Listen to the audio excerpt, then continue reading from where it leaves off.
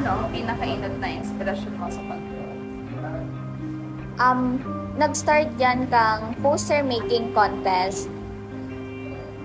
Tapos may nag-encourage ako na magsali dyan. Of course, na gusto ko din sa other artists na mga olders ako, mga ahead. Then, nag-look up ako sa Inda and na-inspire ako na mag-push pa sa Arugantong style, which is sa poster making talaga ako nag-start and nag-bloom ang pagiging artist ko. Ano ang normal mong proseso sa pag-ibon ng opera? Ang pag-ibon ng opera ay halabang process talaga siya. Sa part ko, first talaga is tititigan ko kanan canvas, tapos iniisip ko kung ano ba ang dapat kong ilaag. Like, sabi nga ni, ang art, expression siya. So, mas iniisip ko kung ano ba na-fulfill ko kung aldaw, ngunya na aldaw na ni. Tapos kung ano ba dapat kong ilaag naman sa canvas nga ni. Tapos, yun na, duman na din ma-start na i-convert ko sa thoughts ko duman. Then, saka na ako ma-start sa literal na process, which is sa pag-base. Actually, nag-aabot siya ng pirang days para matapos. And, saka ka makagibo ng art piece na talagang may meaning. And masasabi kang meaningful talaga ang art if halik talaga siya sa thoughts mo, inspired ka, and passionate ka tungkol dyan. Ano mo po may laladawanan sa imong estilo bilang sarong artist? Bilang sarong artist, madidescribe ko ang style ko na siya, garo unique compare sa iba. Gabos man art style, appreciated siya. Pero style ko ata, garo medyo iba siya sa iba. Like, kung familiar ka mo sa abstract style, mas nagfo-focus ako duman. Then, most of my works are inspired by non-existential crisis. And kung bisado nindo din po si Jean-Michel Basquiat, yun po ang inspiration ko. And duman ako naglo-look up sa style ng art. Ano ang pinakadakula mong pagsulong bilang artist dito sa partido? First, general barrier as an artist is, art block talaga. Kasi pag art block ka, garo, daw, mo yakang mag-ibon ng art. Pag art block ka, di ka talaga makakapuon. Dawa, base lang nga yakang sarang painting. And since ang question is about degree sa partido, so pagsubok bilang artist degree sa partido, is since dikit ang tao or sa mga tao, dikit lang nakaka-appreciate ng mga paintings, lalo na kang style ko, since ibahon nga din siya. Siguro yun na ang challenge sa ko. Pero dikit ang makaka-appreciate or makakaintindi kang art ko. Pas rin mo po inot na-realize na gusto mo pong maging artist? Actually, di ay man ako minundag para maging artist talaga since pag abot ko ng 4 years old, nag-start talaga siya na as libangan lang. Tapos then, after years, na-realize ko, garo, libang naman na maray. Then, sabi ko, i-improve ko kaya hanggang sa, nagbali na ako ng mga contest. Tapos, hanggang ngunyan sa exhibits. Then, nag-abot sa different mediums na ang na-reach ko. Tapos, yun na, sabi ko, artist pala ako and very grateful maging artist talaga. Ano ang papel kang komunidad sa pag-vlog mo bilang artist? Ang community may role talaga siya sa mga artist, lalo na araw kang organization which is the Partido Artist Group. Sinda nag-discover talaga sinda ng mga artist para mas i-push pa na maging passionate sa works ninda and i-improve pa, tapos hanggang sa ma-discover kang mga tao na luwas sa partido araw kayan. And ang role pa kang community is support ninda and kung paano ninda i-appreciate ang art.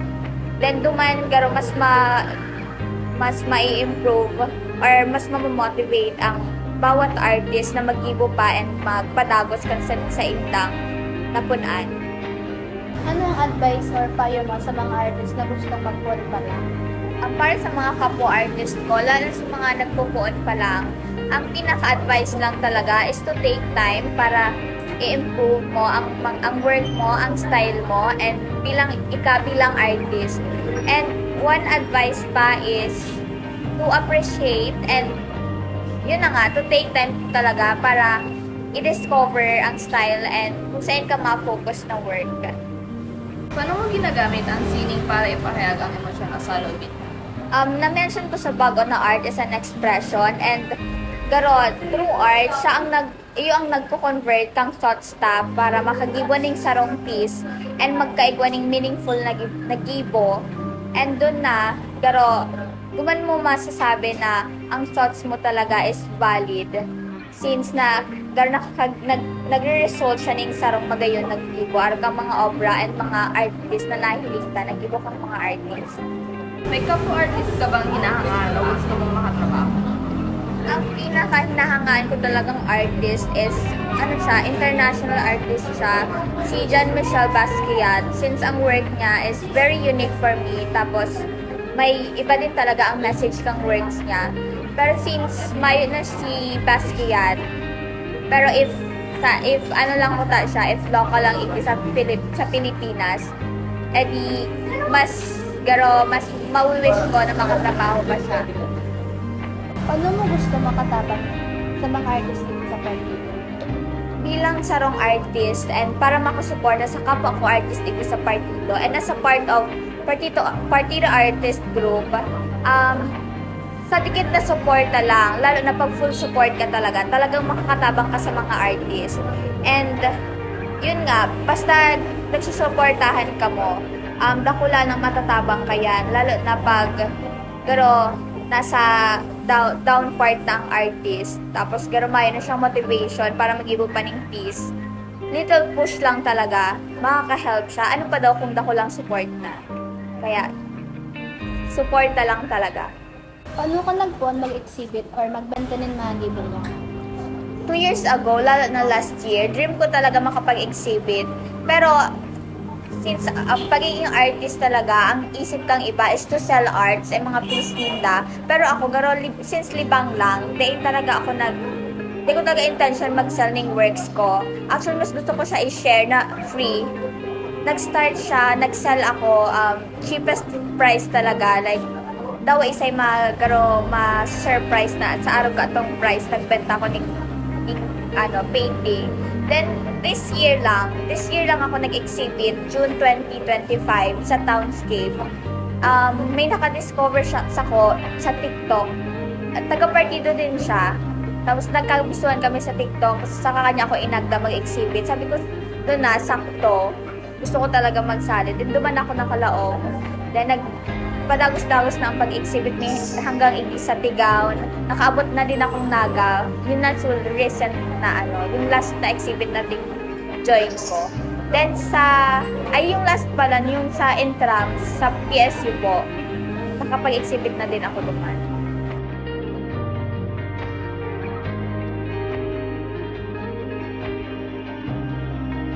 Para sa mga kapwa-artist ko, lalo sa mga nagpupuon pa lang, ang pinaka-advice lang talaga is to take time para i-improve mo ang work mo, ang style mo, and bilang artist. And one advice pa is to appreciate and yun na nga, to take time talaga para i-discover ang style and kung saan ka ma-focus na work.